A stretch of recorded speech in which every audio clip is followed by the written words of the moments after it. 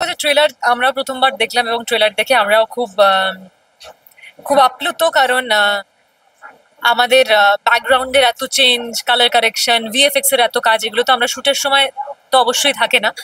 তো ফাইনাল রেজাল্টের খানিকটা আমরা ঝলক পাচ্ছি ট্রেলারে, যেটা খুব মানে অ্যাক্টর হিসেবে খুব আনন্দ দিচ্ছে দেখে যে নিজেদের কাজ আসছে বড় পর্দায়।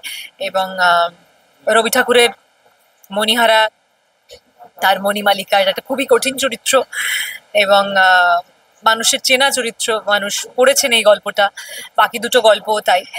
তো সুতরাং পড়েছেন, দেখেছেন, অডিও স্টোরি শুনেছেন, কিন্তু সেটাকে আবার যখন রিক্রিয়েট করা হয় সেটার মধ্যে তো একটা চ্যালেঞ্জ থাকে গোটা টিমেরই, যে যেহেতু এটা পিরিয়ড পিস, তখনকার গল্প, এমন না আমরা 2025-এর মণিহারা বানাচ্ছি।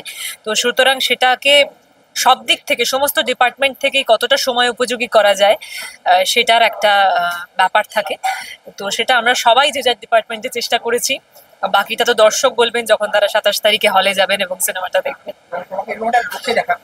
হ্যাঁ, ঠিক। ভালো লেগেছে। এরকম সাজগোজের আমরা খুব একটা সুযোগ পাই না।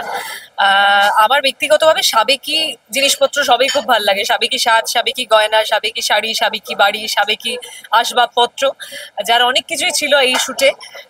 এবং সুতরাং আমরা তো ওই রকম সময় জন্মাইনি, কিন্তু ওরকম সময় জন্মালে বা ওরকম সময় মানুষের জীবনযাত্রা যেরকম হতো তার কিছু ঝলক, কিছু আঁচ আমরা উপভোগ করতে পারলাম আমরা যখন শুটিং করলাম তখন।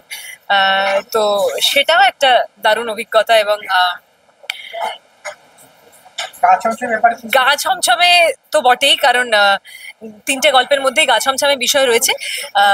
তবে শুট করতে গিয়ে আমরা মনে হয় যে নিজেদের কাজটা নিয়ে এত বেশি ফোকাস থাকি যে আদৌ গা ছমছম ব্যাপার কোথাও হচ্ছে কিনা সেইটা ডিসকভার করার জন্য যে এফর্টটা দিতে হয় সেইটা আর আমরা খুব একটা দিয়ে উঠতে পারিনি। এবং থ্যাঙ্কফুলি ফ্লোরে খুব একটা গা ছমছমে ব্যাপার থাকলে কি হয়, তোমার তখন কনসেন্ট্রেশন নষ্ট হয়ে যাবে কাজে। তো আশেপাশে যদি কোনো গা ছমছমে এন্টিটি থেকেও থাকেন, তারাও আমাদের বিরক্ত করেননি। তো আমরা সেটার জন্য গ্রেটফুল। এবং আশা করি দর্শক যখন দেখবেন তারা কিন্তু এই গা ছমছমে ব্যাপারে ঝলক পাবেন। এটাই বলবো, আপনারা সাহিত্য নির্ভর ছবি দেখতে সবসময় পছন্দ করেন, আমরা আমাদের মতো করে চেষ্টা করেছি। এবার সবটাই আপনাদের হাতে, এবার আমরা আপনাদের হাতে তুলে দিলাম। আপনারা প্লিজ হলে আসুন 27 তারিখ এবং দেখুন, দেখে জানান কেমন লাগলো। অভূতপূর্ব, আশা করি আপনারা নিরাশ হবেন না।